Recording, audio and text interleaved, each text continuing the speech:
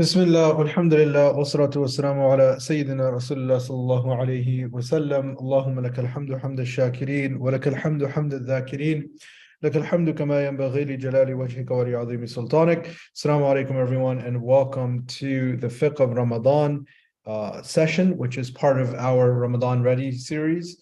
This is the third session. The second session was canceled, unfortunately. But this is the third session that we have, and then tomorrow evening will be our fourth and final session, and that is with Ustada Aisha Hussein. We'll talk a little bit about that towards the end. So for this session, our goal is to cover the fiqh of Ramadan in a general sense. What we want to do is, for those who've attended this previously, we want to do a refresher prior to the month of Ramadan. And we'll be going through some of the most basic fiqh rulings of Ramadan, and then we'll take any questions that people have as well towards the end. So I'll begin by sharing my screen and a PowerPoint with you all. Please let me know when you can see it.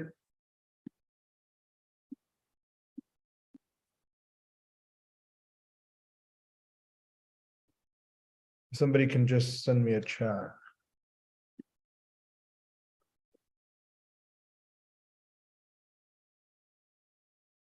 All right, Jazakallah khair. Okay, Bismillah. So we'll begin very briefly with Allah subhanahu wa ta'ala's verses about the month of Ramadan, and then we'll get into the actual fiqh. Allah subhanahu wa ta'ala, He says, شهر رمضان الذي أنزل فيه القرآن هدى للناس وبينات من الهدى والفرقان فمن شهد منكم الشهر فليصم ومن كان مريضا أو على سفر فعدة من أيام أخر يريد الله بكم اليسر ولا يريد بكم العسر ولتكملوا العدة ولتكبروا الله على ما هداكم ولعلكم تشكرون. In these verses, or in this verse, Allah subhanahu wa ta'ala speaks about the month of Ramadan, that it is the month in which the Quran was revealed as a guidance for all of mankind, clear messages giving guidance and differentiating between that which is right and which is wrong. For any one of us that sees or is present when the month of Ramadan comes, we should fast it. And anyone who is ill or on a journey should make up the lost days by fasting it on other days. And this is where some of the rulings are derived. That where do we get this? Where a person is sick and has the option of fasting outside of the month of Ramadan. Then he says, يُرِيدُ اللَّهُ بِكُمُ الْيُسْرَ وَلَا يُرِيدُ بِكُمُ الْعُسْرَ, that Allah wants ease for us, not hardship.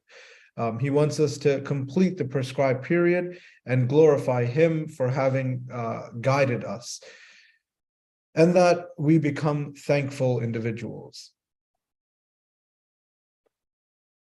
And then this is the verse that obligates fasting. كُتِبَ عَلَيْكُمُ الصِّيَامُ كَمَا كُتِبَ عَلَى الَّذِينَ مِنْ قَبْلِكُمْ لَعَلَّكُمْ تَتَّقُونَ. Fasting has been prescribed upon us, just like it was prescribed upon the people who came before us, the nations, so that we can attain taqwa. So this is the reason that Allah subhanahu wa ta'ala gives. Okay, this is a hadith. We won't get into the details, but this is a hadith of the Prophet ﷺ, which also informs us of fasting during the month of Ramadan. If we look at the very beginning, and I'll just have it up for you to read yourselves, it talks about the month of Ramadan, and which is a month in which Allah subhanahu wa ta'ala has obligated fasting.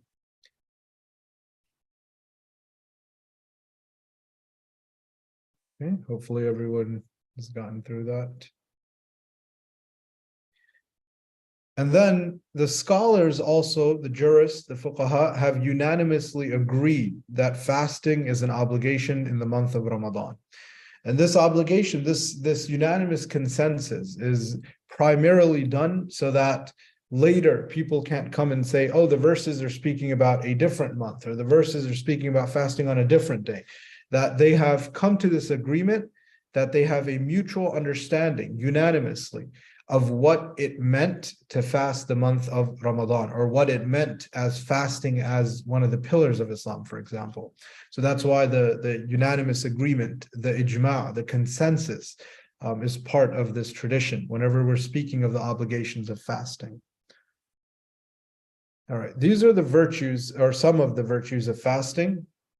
Allah subhanahu wa ta'ala talks about in this hadith Qudsi, which is Allah is saying that every deed of the son of Adam is for themselves, except for fasting. It is something that is for Allah subhanahu wa ta'ala purely, meaning we withhold from these normal activities that are outside of the month of Ramadan permissible, and we do that solely for Allah subhanahu wa ta'ala, even though when no one is around, we can eat, and the people around us might think that we're observing the fast, or otherwise, that when we're walking around, people don't know we're fasting. It is something that is a continuous deed every hour, every minute of the fasting time period between the servant and Allah subhanahu wa ta'ala. So this is something that Allah rewards the servant with. And then Allah makes a statement in this hadith, or tells us, informs us that this action of fasting is so beloved to Allah that the scent, the breath of the fasting person, which we, for anyone who's fasted before, knows that it's not a pleasant smell to the human nose. But Allah subhanahu wa ta'ala tells us that the act itself, this engagement with ibadah, with worship, is so beloved to Allah that even the most unpleasant things to other human beings becomes pleasant to Allah. And that's why the statement is that it is more pleasant to Allah, this breath, than the scent of musk, meaning something that generally we would see and say, oh, this is such a good smell, that it's more beloved to Allah because of the action that the person is engaged in, because of the sacrifice that the person is engaged in. Okay. And this is another hadith that comes under the virtues, the fada'il of Ramadan. Man sama Ramadan imanan wa ihtisaban ghufira lahu ma taqaddama min dhanbi and then waman qama layla. So this one, the Prophet ﷺ tells us that whoever fasts during the month of Ramadan, imanan wa ihtisaban, with true faith, with iman, and seeking the reward of Allah subhanahu wa ta'ala, his previous sins will be forgiven. So Ramadan becomes a time for forgiveness, a time to start anew, a time to have a clean slate once again. And then it goes into وَمَنْ قَامَ لَيْلَةَ الْقَدْرِ. Now this is whoever stands for the night of Qadr, the night of decree, imanan wa ihtisaban, with those two same conditions, everything for that person is also forgiven. These are just some of the many blessings that come during the month of Ramadan. All right, let's get into the fiqh portion of it. So we'll start with sawm, the definition itself. Linguistically, the word means to withhold. So sawm is to withhold something. The technical definition in terms of our ibadah, in terms of our worship, in terms of sawm being fasting in that sense. It means to stay away from eating, drinking, any sexual relations from pre-dawn, subh sadiq, or you can say at the actual dawn, until sunset, coupled with the intent of fasting. All of these things have to meet together. So I'll give you an example, and you can answer in the chat. Let's say a person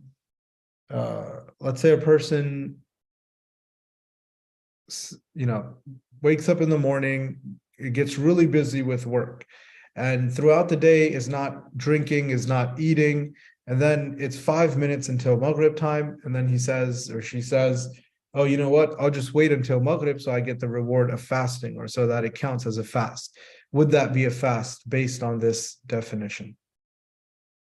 And we haven't done all the fiqh yet, so there might be things that are missing that you might need, but based on the definition in a general sense, you can put it in the chat.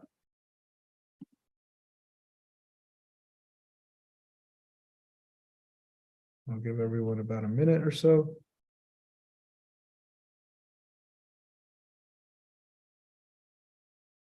All right, some answers are coming in.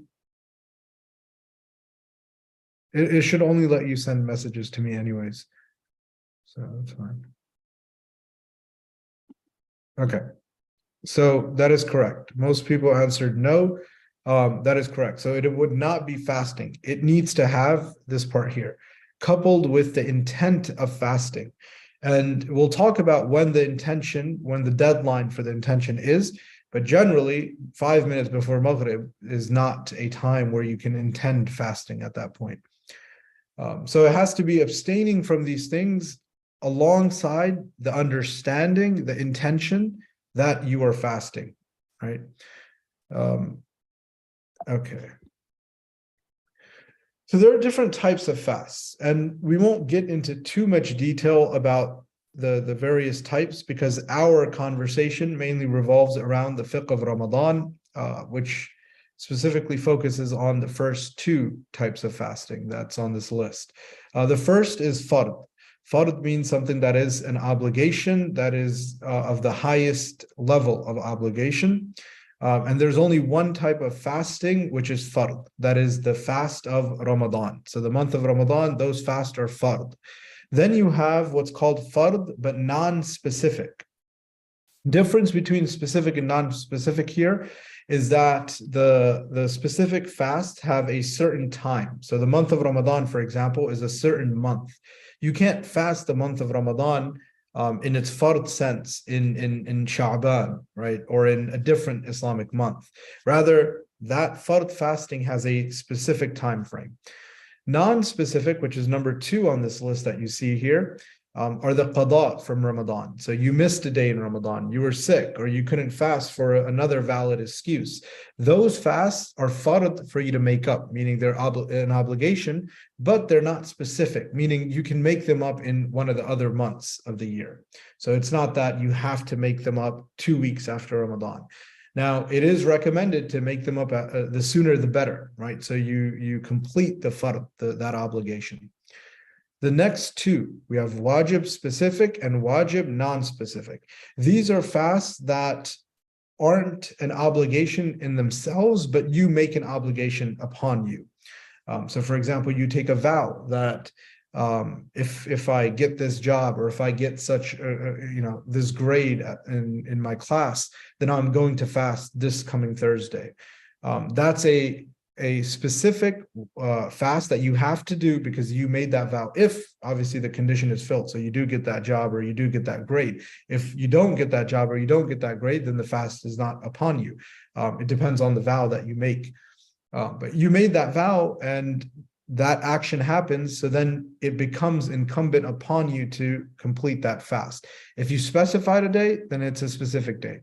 If you didn't specify the day, then it's number 4, wajib non-specific, right? So you just said, I'll fast for 5 days, and you didn't specify which 5 days. You can fast any of the 5 days. As you can see, these after number 2, then it's outside of Ramadan, but I'll quickly go over them so then you have an idea.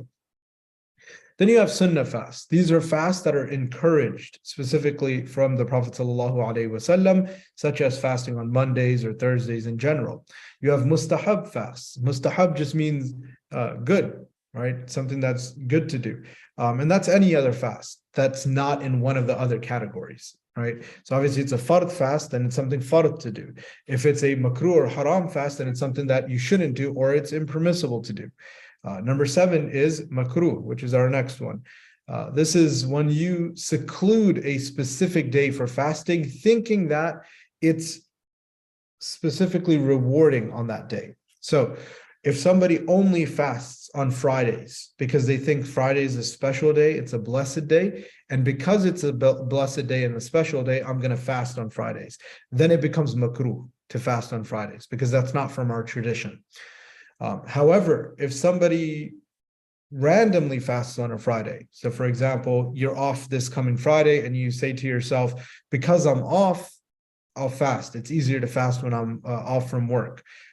It's not makruh to do so. So fasting on Friday is only makruh if you specify and intend Friday thinking that it's more blessed to do so on Friday. So you're essentially creating a sort of tradition that's not found in our tradition. The Prophet didn't say fast Friday because it's a blessed day or anything of that sort. Finally, you have what's known as the haram fasts. This is Eid al-Fitr, Eid al-Adha, days of Tashriq, which are the days that follow Eid al-Adha. It's not permissible for a person to fast on these days. So it's haram. It's not permissible to fast. You can't make up a fast. You can't complete one of the missed Ramadan fasts. You can't fast voluntarily. It's haram. It's impermissible to fast on this day. So if somebody asks you what's the ruling of fasting, and they're not talking about Ramadan in general, it depends on the type of fast.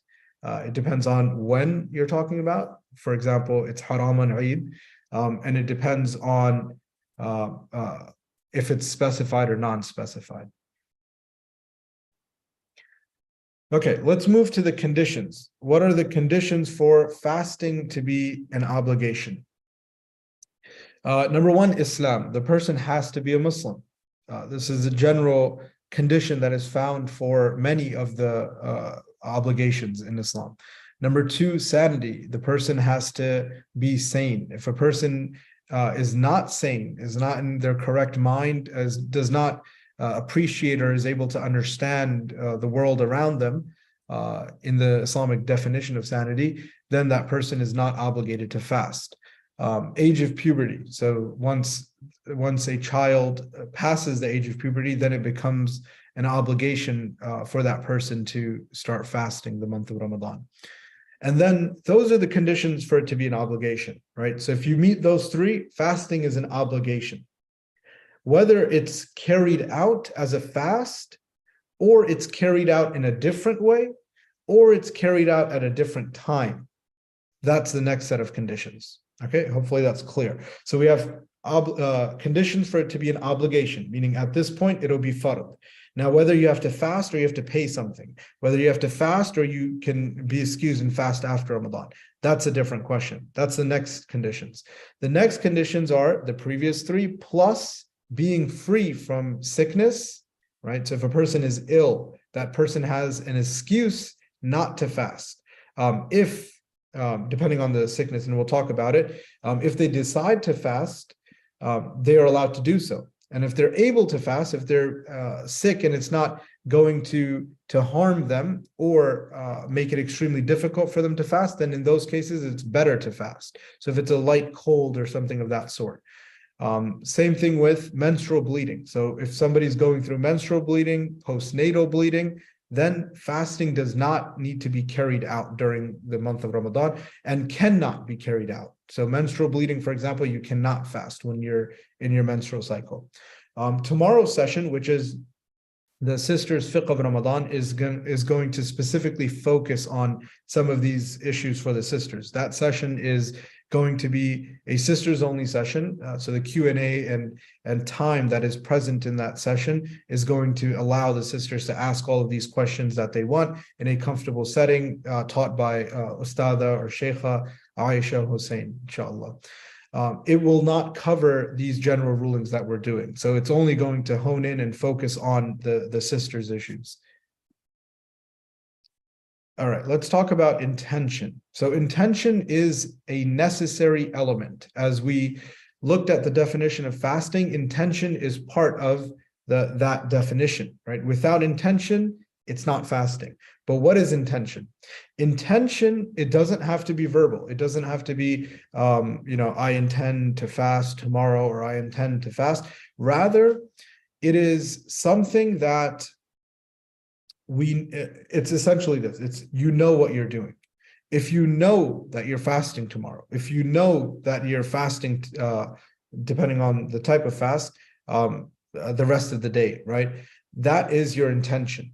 And that's all you need. You just need to be aware of what you're doing and intend to do it. That's it. You don't need to articulate or iterate anything at that point. The time for intention is before midday for all fasts except fard non-specific and wajib non-specific. Now, for fard non-specific and wajib non-specific, let's start there. Those intentions have to be done before, meaning the night before. The reason being is it's not a specified time, right? So those fasts, the makeup fast for Ramadan, it's not you have to make it up 3 days after Ramadan, you have to make it up. So you need to have your intention beforehand that tomorrow I'm going to dedicate that day as the specific day that I'm going to fast. Those two, okay? Let's move to the other fasts, such as the sunnah fast. That can be, you wake up in the morning and you say at early in the morning or breakfast time that, okay, I'm going to fast today. And that's perfectly fine. That counts as your intention. If you didn't eat, drink, engage in any sexual relations, then you continue the rest of the day and that counts as your fast. For the fast of Ramadan specifically, there is a difference of opinion, right? So the opinion that I'm presenting here is based on the Hanafi tradition, but there is a difference of opinion. Some of the fuqaha and some of the schools of thought require the intention just like the non-specific ones, meaning it has to be the night before. The difference is in terms of the kind of the particular days that Ramadan is a set time frame or whatnot, and that's not really our discussion that we want to get into. But the best practice, the best thing to do would be to have that intention from the night before that I'm going to fast, right? That way, your intention is clear based on the agreement of all the scholars. But the Hanafi tradition is that, just like the other fasts that are not on here, the fast of Ramadan, as long as you know early in the morning that you're fasting and you're aware that you're fasting, it is fine. But like I said, best practice, just know from the night before. And this is a renewal of intention as well. There's a discussion as to whether it could be one intention for the month or a renewal. The renewal is the stronger opinion, which is every night you know that you're fasting the next day, right? So you have intention every single night, as opposed to just one intention in the beginning of the month. By the way, if there's questions that are coming to mind, feel free to put the questions in the chat and we'll do them all at the end, inshallah. Okay, recommended while fasting. I hope I'm not moving too quick. I know that's a lot of information, but let's move to recommended while fasting. Number one, suhoor. Suhoor is the name for the meal that is consumed prior to the start of fasting. So suhoor can be at any time. A person can eat suhoor technically after Tarawih and after Isha, right? So they go home at 12 a.m. or at 1 a.m. and they intend, oh, I'm about to eat a bowl of cereal or whatever it may be, and this is my suhoor. That's perfectly fine as well. If you intend that, that counts as your suhoor. However, there's two sunnahs. There's one of eating suhoor and there's one of delaying suhoor closer to Fajr time. And that is the better time to eat suhoor, which is you actually get up prior to Fajr time and you consume something. And this could be something very minor, something small. You can drink some water, you can eat a date, whatever it may be. It doesn't have to be a full-fledged meal. You don't have to, start cooking at that time and making parathas and eggs or whatever it may be. You can eat something very minor. The next one is breaking your fast as soon as possible. So this is to avoid this idea that, okay, everyone's breaking their fast at Maghrib.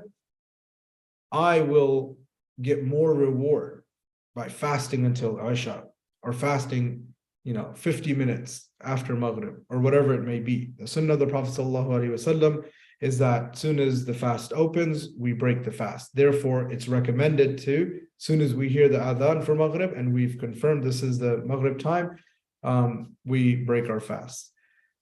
Breaking our fast with dates, if not available, then water, right? So the Prophet ﷺ used to break his fast with dates, and part of our tradition is that if it's available, we follow that tradition and try to open our fast with a date or water if dates are not available. And then making intention the night before, right? So this, as I said, there's a difference of opinion in terms of when it's absolutely required, but everyone's in agreement that it's better to do it the night before for the fast of Ramadan. Okay, things that are makruh. Makruh means disliked while fasting. And I know I see some names that are attending of many new Muslims. So again, if there's anything that I'm saying that is unclear or a phrase or a word needs translation, feel free to send a chat or a message and I'll address that as well. So makruh are things that are disliked while fasting. Chewing something that is flavorless, right? So if you have a habit of chewing the eraser on your pencil or something, I don't know, that's makruh. It's disliked to do while you're fasting. It could be anything. So chewing on anything while you're fasting that's flavorless. If it has flavors and then it's going down your throat, that's a different story, right? That can break your fast if it goes down your throat. But something that's flavorless and you're chewing on it out of habit, that's makruh. Collecting saliva and then swallowing it. So generally speaking, when you have saliva in your mouth, it does not break your fast when your saliva goes down your throat. However, it's makruh to start collecting it to kind of quench your thirst. You start collecting saliva, you're not spitting it out or anything, you're just collecting in your mouth and then you swallow it. That's makruh to do. Kissing one's spouse. So this does not break your fast, but this is makruh to do. Anything that's coming close to intimate relations or sexual relations then becomes makruh. Excessive gurgling or sniffing too much water while making wudu. So when you make wudu, one of the sunnah actions of wudu is to put water in your nose. It is also to gargle water. Those things become makruh because of the dangers of it. So not to do it excessively, you do it very light, right? And if you, in cases where you're skeptical that if I do it, that water might go down, avoid it, right? So just put water in your mouth, spit it out. Put water in your mouth, spit it out instead of gargling it. Same thing with sniffing the water, right? Don't sniff water so it doesn't go down. Engaging in any activity that will weaken you, right? So cupping, blood donations. If these things will weaken you when you do it, or if you do it while you're fasting, then you should avoid it and it becomes makruh. Now, it only becomes makruh if it will weaken you.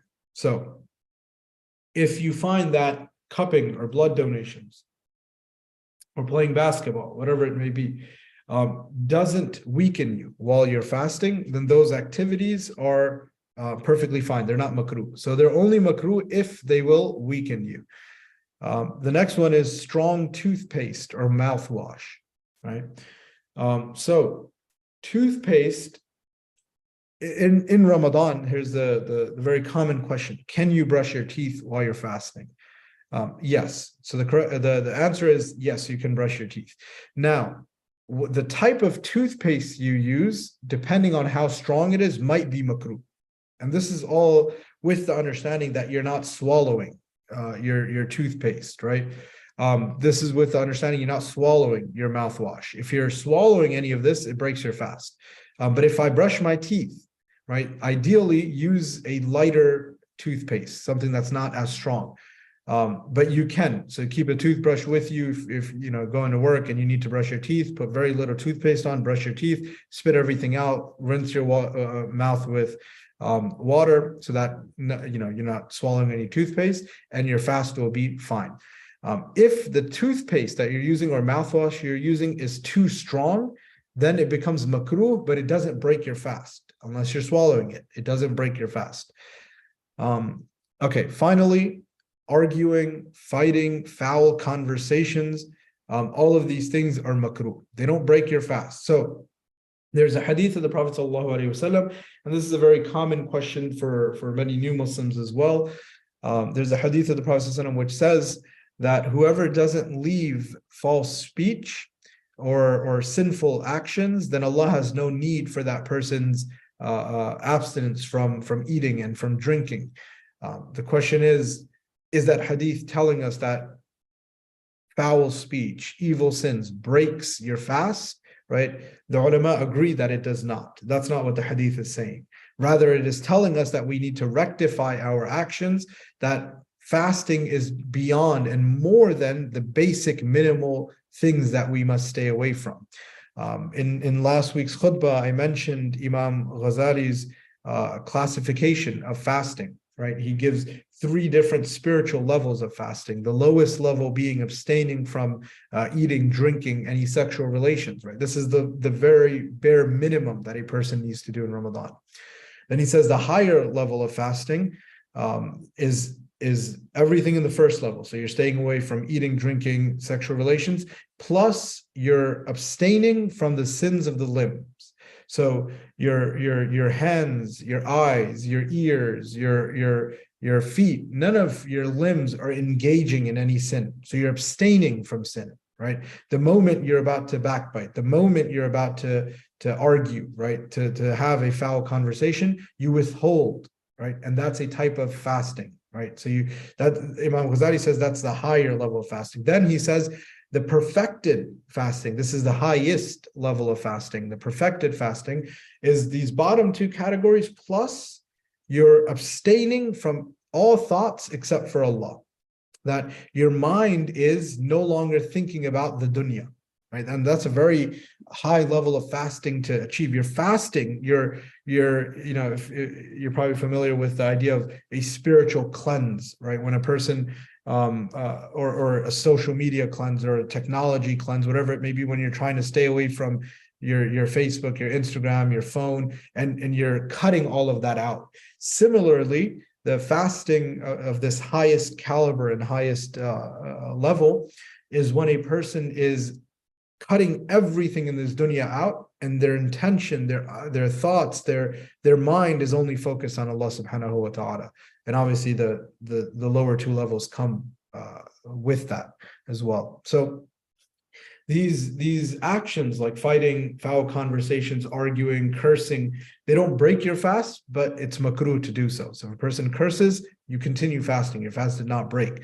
You just lost as the full benefit you could have got from that fasting by engaging in something that's makruh. Hopefully that's clear, inshallah. Okay, types of broken fasts. So, just one moment. Okay, there's some questions coming in. I'll handle those towards the end, inshallah. Types of broken fasts. So there are two types of, we'll call them makeup fasts. Qada only, so that's when you miss a day and you need to make up a day, or for whatever reason you don't fast a day and you have to make up exactly one day. And we'll talk about the scenarios when it requires qada only. So essentially it's this: you miss the fast, and now let's say you miss 3 fasts, you have to make up 3 days. You miss 4 fasts, you have to make up 4 days, and so on and so forth. Qada and kafara is you make up the fast that you miss, plus you have to do kafara. There's something additional that you have to do, and we'll talk about what this additional thing is and when it's required. So let's start with the top one, just to follow the order. Qada only. So this is when you only make up one for one, right? This is when a fast was broken or excused, broken by accident, I should say.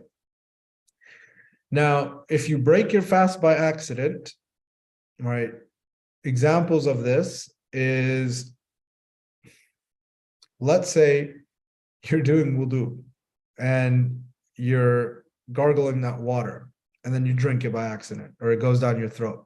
That's breaking your fast by accident. That actually breaks your fast. So your fast is broken at that point, and you're required to make qada, right? Now, if you weren't reckless, you're not sinful, right? It was an accident. You didn't intend it, so you're not sinful. However, you're still required to make up a fast, a qada. Kind of like, let's say you're praying and you did an action that breaks your prayer, right? You might not be sinful if you did it by accident. So you're praying, and by accident you pull out your phone and you start texting, and your mind was away or something. Your prayer breaks, and you're required to make it up. Similarly, for the fast, if it's an accident, you're required to make up that fast. Or it was excused. So you are ill, you are traveling, right? These are fasts that are excused. So you only make up one day. Or it was excused for your menstrual cycle or whatnot. Those are all valid excuses. So then your fast is dependent on how many days you're missing. That amount of days would need to be made up after Ramadan. Okay, then you have qada plus kafara, expiation. And this is when you intentfully break a fast. So you intended to break a fast and you intentfully break a fast. So you start the fast and you break it. And I want us to kind of put these elements together. This has to be a fast of Ramadan. So there's no kafara, right? There's no expiation for any other fast except for the fast of Ramadan. You intentfully broke it without a valid reason or excuse. I thought I had the definition here. Oh, there you go. So you, right here, breaking a Ramadan fast. So this is the first part I want us to pay attention on, right? Not any other fast. It has to be Ramadan. If you break any other fast, it's just, depending on the type of fast, it might be just qada. Knowingly, right? So you knew what you were doing on purpose, intentfully, right? Without a valid excuse. By these modes, by eating, drinking, or sexual relations, right? So something that, those are the three things that you're supposed to abstain from. You engage in one of those three things, knowingly, on purpose, with no excuse, after you started fasting, right? In the month of Ramadan, then you do qada and kafara. And qada and kafara is, it's very difficult, right? So if you come back here, it is what the day that you missed plus 60 days consecutively of fasting. And if Eid comes in the middle, you can't, that doesn't count as your consecutive 60 days. So you have to choose a time where there's going to be no haram fast. Because remember, we said it's haram, impermissible to fast on Eid. So it has to be where Eid won't come in between those 60 days and you're consecutively fasting for the 60 days. If you cannot do so, not if it's too difficult, if it's tiring, if Eid comes in the middle, none of those. If you can't do so, you're no longer able to fast or something of that sort, then and then only you move to these options. Feed 60 people 2 meals, feed one person 2 meals for 60 days, or the financial equivalent of these things. But if you're able to fast, right, this is the kafara that you have to do. All right. Kafara will not be, as based on this definition, this is just some explanation of it, that it's not required for menstruation, sickness, other valid excuses, right? So a person is traveling, or a person begins their day fasting, right? So let's say I have a flight today at 2 p.m. And it's an international flight. It's going to be very long. So I begin my day with fasting, and then once I start traveling, I can break my fast with that valid excuse. I don't need to do kafara. I'm only required to do qada. I only have to make up that one day that I miss. And here's a question. I don't know if it's covered later in the slides. Is it better to fast while traveling, or better to make up the day in another time? So if the travel is something that is not difficult, right? It's not difficult to fast while you travel. So if you're traveling internationally against time, for example, your sunset keeps getting delayed and you're traveling 13 hours or something, in those cases, it's probably a good idea to fast on another day because you end up fasting very long periods of time. But let's say I'm driving from here, or from Dover, Delaware to Philadelphia, which is past the 48 miles for traveling. And I'm just going to Philadelphia. I got to pick up some stuff or whatever it may be. And then I'm coming back. In those cases, it's better to fast. If you have a choice between the two, so if it's not a difficult travel and you're thinking, should I fast, should I not? The scholars say it's better to fast. And the reason they give is that it's always better to fast in the month of Ramadan because of the blessings of Ramadan, right? So we should only use that excuse of travel if it's a difficulty, that I'm traveling far, or I'm traveling for 7-8 hours on the plane, or the journey itself. This is not too common in the US, but maybe somebody is in a different country where the journey is very daunting and difficult. In those cases, that's why this valid excuse is present in our tradition. They can take that excuse and fast on a different day. Okay, non-food item consumption does not require kafara. So if your fast breaks by eating something that's not food, like paper or whatever it may be, it doesn't require kafara. It has to be food. It has to be water or liquid that you drink, or something that you eat, that's a food item for consumption. Okay, fasts that require qada only. Number one, breaking your fast by accident while knowing you are fasting. There's a difference, and I go through this every year when we do this, between accidentally breaking your fast and forgetfully breaking your fast. I'm using these two English terms for this. So we're going to pause and we're going to go through this for a moment. Accidentally breaking your fast is when you don't do it on purpose. It's an accident, but you're aware that you're fasting, right? So your mind is aware in that moment that you're fasting. So I'm doing wudu, I'm aware that I'm fasting, I gargle that water or sniff that water and it goes down my throat. I didn't intend on doing that. That was an accident, but I knew I was fasting. That's an accidental breaking of your fast. That does break your fast, and it requires qada. So it requires you make up one day after the month of Ramadan. Another example of accidental breaking of your fast is you are swimming or you're at the beach and a wave comes in and you get dunked under the water and some water goes down your throat. Now you knew you were fasting and you knew you were aware that you were fasting during that time and you didn't intend on drinking that water, but it went down your throat. So you broke your fast by accident. That's accidental breaking. The next one, if we're ready for this, is forgetfully breaking your fast. Forgetfully breaking your fast is in that moment, you intended to consume or drink, okay? But your mind was forgetful of the fact that you're fasting, all right? So forgetfully breaking your fast does not break your fast, forgetfully eating or consuming. All right, it does not break your fast. This is when your mind is not aware of the fact that you're fasting and you drink something. So let's say I'm sitting here, I'm working, by accident, I walk over to the fridge, I open the fridge, I take a sip of water, and soon as I take that sip, I'm like, oh wait, I was fasting. That's forgetful, because in that moment, I was not aware. I purposefully drank the water, right? It didn't go down my throat by accident.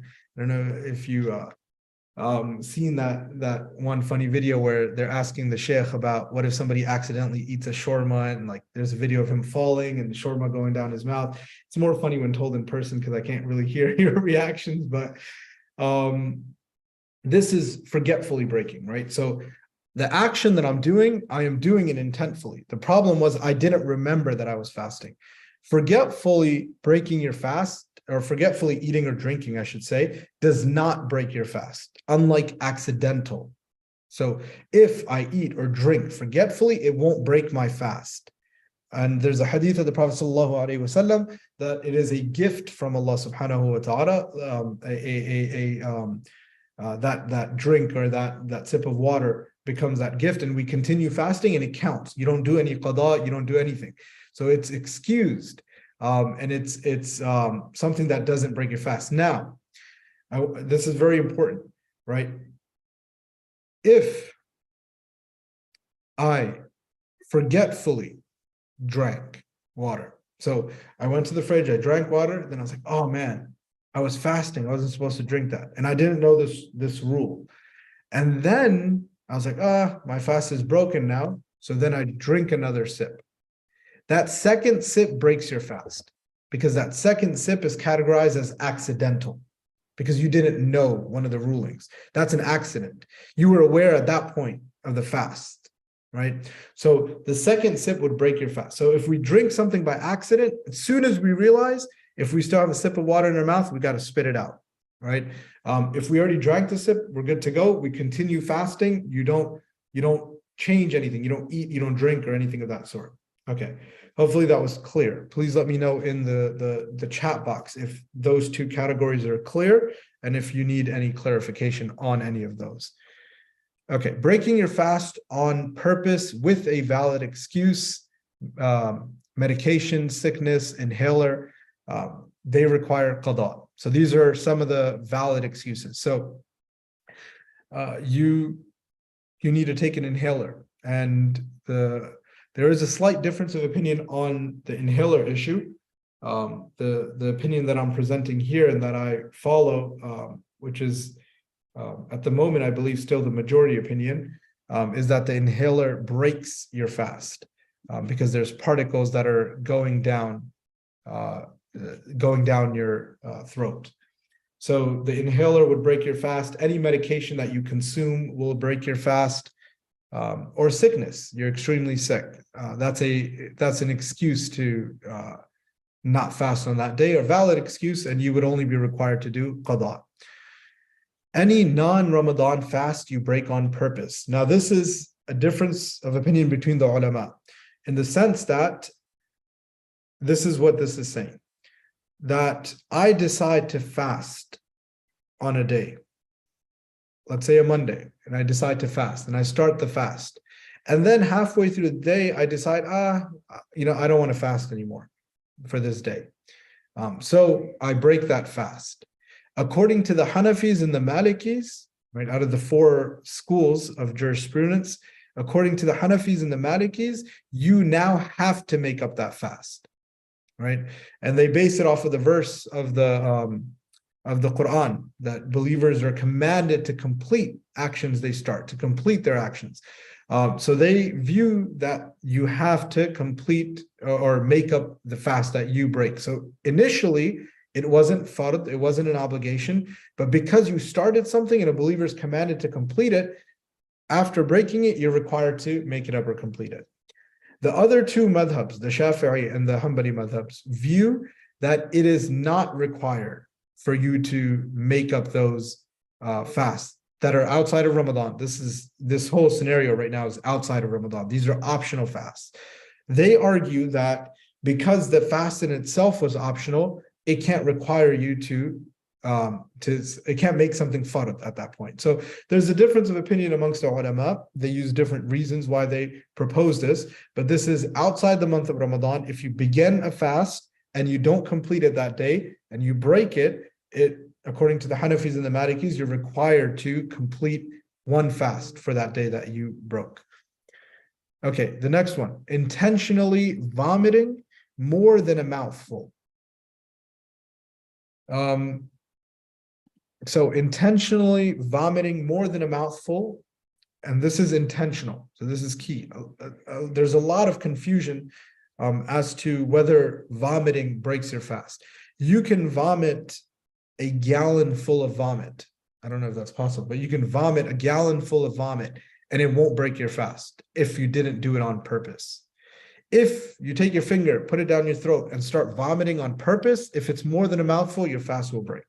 So the only time vomiting will break your fast is if it is on purpose, intentional. So that will break your fast. Then swallowing a mouthful of vomit. So, sometimes when, I don't know what it's called, some reflex type of thing, when a little bit of vomit would come to your mouth or to the edge of, or the top of your throat, and then it'll just go right back down, or you swallow it. If it's a small amount, it won't break your fast. If it's a full mouthful of vomit and then you swallow it, hopefully you don't swallow it, but if you swallow it, that will break your fast as well, right? So a full mouthful of vomit, and that's intentionally, like that vomit, if it's intentional, automatically breaks it. But if it's unintentional and it's a mouthful that you swallow, then that will break it. But if I unintentionally threw up a mouthful and I just spit it out and I threw it up, it won't break it. If I swallow it back while it's still in my mouth, it will break it.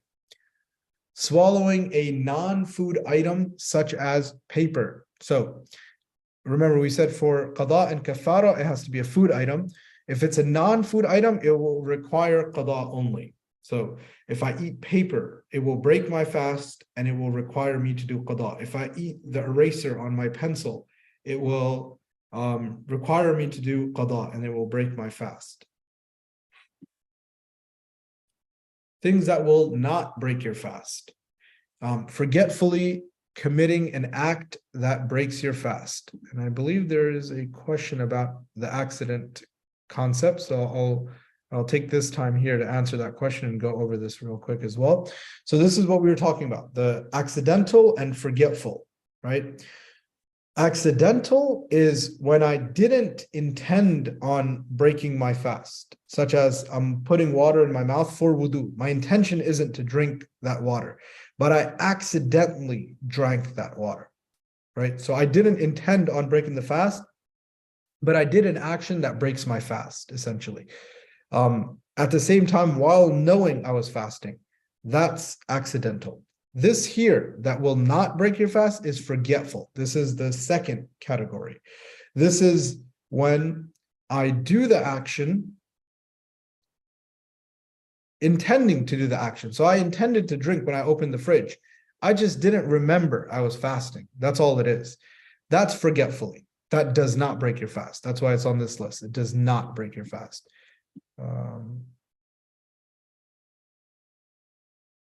Okay. Let me see. The person who asked the accidental question, if that clarifies it, please let me know. If not, I can address anything specific that you want. Another example for accidental, I'll give you an example. So this is forgetful. I don't want us to confuse this. This list here is the forgetful type of breaking your fast. The accidental, another example would be, you think it is not Fajr time yet. This is unfortunate, but you think you still have 10 minutes left, 20 minutes left, and you're eating your bowl of cereal, and you look at your phone and you're like, you look at the app updates or whatever, and you realize actually Fajr time came in 10 minutes ago, right? That breaks your fast. That's an accidental breaking. You accidentally broke your fast there. Same thing goes for at the end of your fasting time. So you eat, 3 minutes before Maghrib time.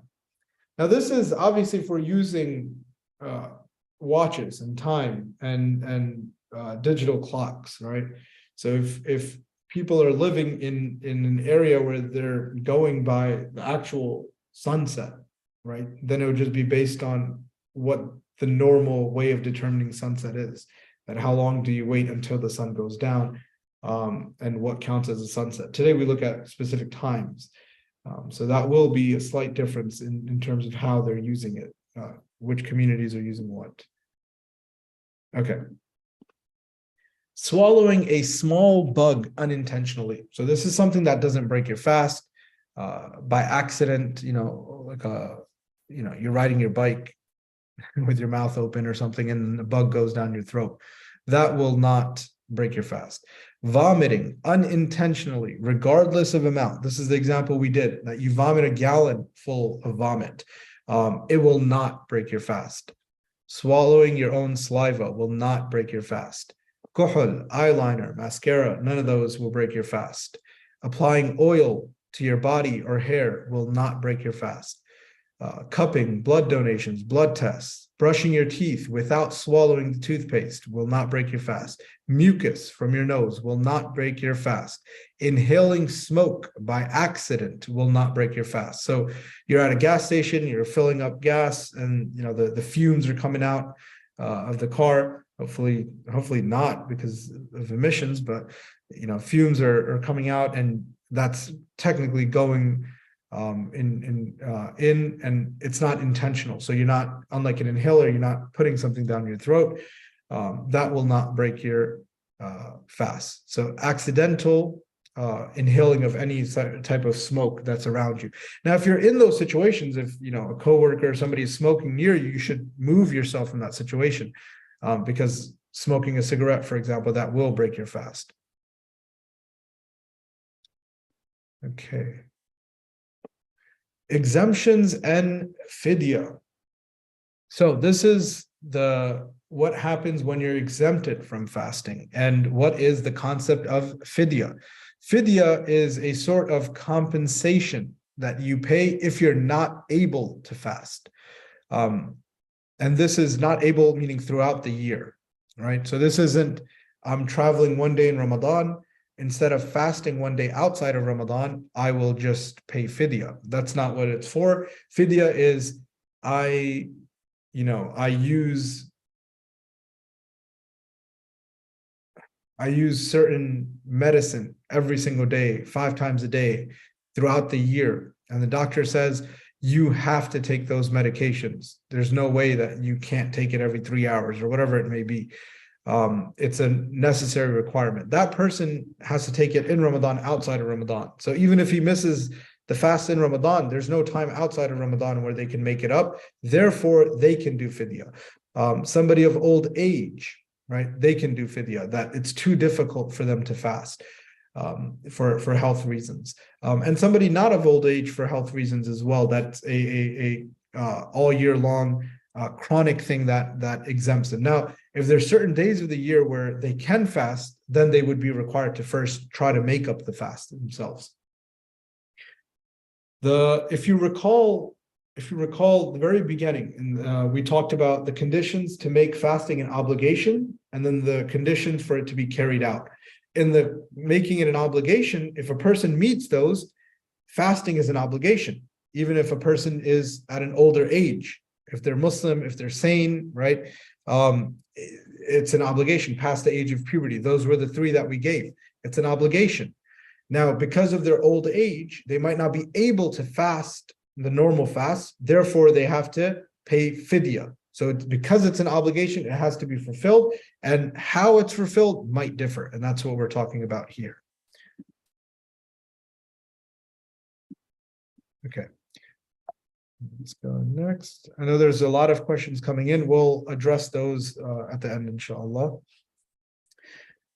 Okay, exemptions. Who is exempted? A sick person whose health will be affected by fasting. So, like I said before, this isn't a very light sickness. This isn't, it's not like a small cough, right? If it's not going to affect your fasting, then you're required to fast. It's not a valid excuse. If it's going to affect your fasting, then you're not required to fast. Your health, sorry. A traveler, right? So who's considered a traveler? If you're traveling less than 14 days and more than 48 miles together, right? This is the same requirement for shortening your prayers. So if you are in an area where you're shortening your prayers, very likely it means you are a traveler. Now, if you're just going from Dover to Philadelphia, it's probably better to fast in those cases where it's an easier or lighter travel that doesn't affect it. Fearing that hunger or thirst will lead to death. Now, these are extreme measures or extreme situations, but this is an exemption of somebody who's exempted. Not capable of fasting due to old age or medical condition. And then finally, pregnant women or breastfeeding women, if it will harm the mother or child. This is an exemption that tomorrow Sheikh Aisha will probably cover as well, and you can ask many of those questions regarding this exemption to her directly. Okay, fidya. It is a compensation or replacement of fasting when, first, a person cannot fast because of a valid reason and does not have the ability to make up the fast. So if a person is a traveler, so I'm traveling 3 days in Ramadan and I'm not going to be fasting those 3 days, I don't do fidya. I have to make up the 3 days after Ramadan because I have the ability to make up the fast. If I am not fasting, my valid reason is because of old age. I have old age all year long, right? Old age as in it affects your fasting. Therefore, I'm able to pay fidya as opposed to fasting outside of Ramadan. Pregnant or breastfeeding women, this question would be, like I said, addressed tomorrow, but there's a difference of opinion whether somebody who's pregnant should make up the days that were in Ramadan, if it's the whole month at a time when they're not pregnant, or whether it's permitted for them to do fidya instead. And this is an approximate calculation. This probably went up from, I would check for fidya. You can check different Islamic charity organizations. So they do a calculation of fidya and go by a trustworthy organization. It's not based on the dollar amount. They calculate it based on the cost of certain food items. And then they translate that into how much it'll cost in dollars. So you might want to check if that has been, if that has gone up with inflation and everything. Okay, these are, all right. So those three last slides were from the COVID years, vaccines and praying Tarawih at home or whatnot, those discussions. So we'll leave it at that and we'll open it up for Q&A, inshallah. So I'll start going through these questions. I do know Maghrib time is coming up. Let me see.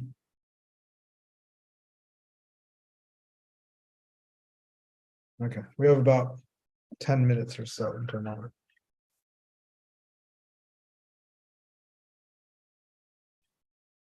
Okay.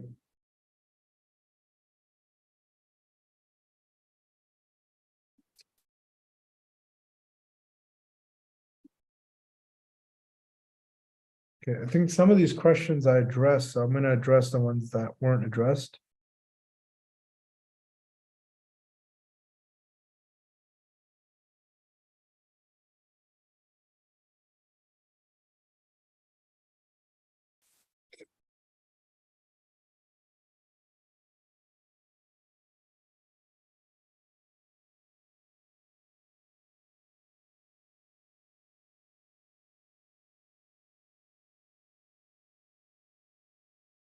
Okay, will the use of eye drops break your fast? No, so eye drops do not break your fast. Will my fast break if I have swimming? Actually, let me do this. Let me get rid of this slide.